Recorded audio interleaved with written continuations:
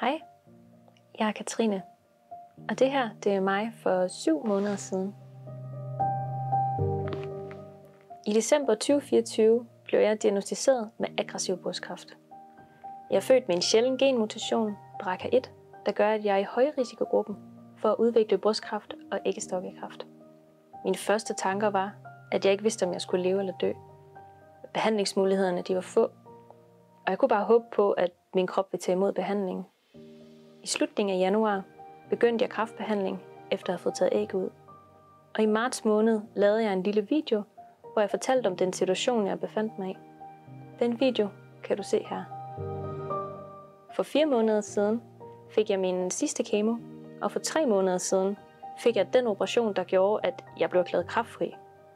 Og det er så 6 uger siden nu, at jeg fik mine sidste stråler. Jeg er tilbage her, fordi det er vigtigt for mig at få dokumenteret min fremgang. Og det kan være svært at selv at se den, når man er midt i det hver dag.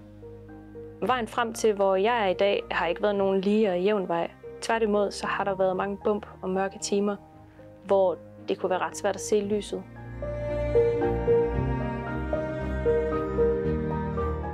Heldigvis har jeg haft en god støtte hele vejen fra min kæreste Markus, min mor og min familie.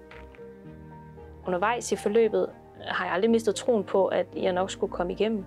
Og det handler meget om at have et positivt sind og at gå på mod, når det er mandag og hårdt bare komme ud af sengen. Det er også spændende at se kroppen forandre sig og både fange de gode og de mindre gode stunder.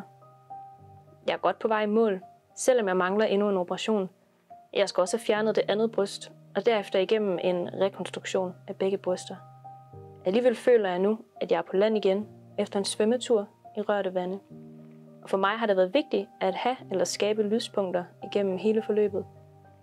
Det er jo lettest at være sortsynet, og det kræver meget mere at holde modet oppe. Jeg har altid fundet mig mine egne lyspunkter. For eksempel, at jeg nu har fået hår, og mine kræfter stille og roligt er ved at komme tilbage. Så nu kan jeg gå en tur med min lille hund. Mit budskab med den her video er, at livet det er værd at kæmpe for.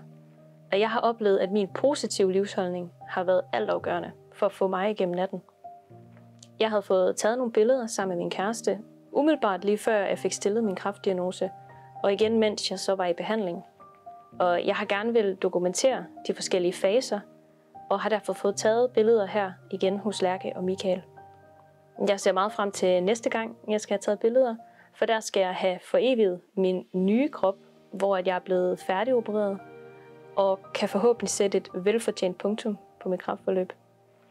Som jeg fortalte før, fik jeg taget æg ud før min kemobehandling, og jeg håber meget på, at jeg en dag kan få taget billeder af min gravide mave lige her.